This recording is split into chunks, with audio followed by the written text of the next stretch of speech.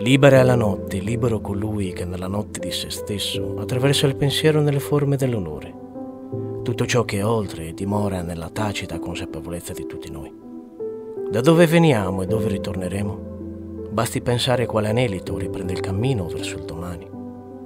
Mia sposa è libero vento tra le forme, che indossi la veste dell'esistenza quanto il pensiero conosce l'abito dello spirito. Rivolgi il cammino al di là dello spazio e del tempo, così che il cuore dei giorni e delle notti divengano in noi stagioni di intima conoscenza. Vieni, dolcissima e incantevole donna. Il mondo deve conoscere quale maschere indossiamo. Non dal legno, ma dall'anima sono state tratte.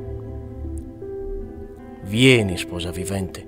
Tutto e nulla dobbiamo compiere segretamente per mantenere i nostri semi freschi nel campo della vita.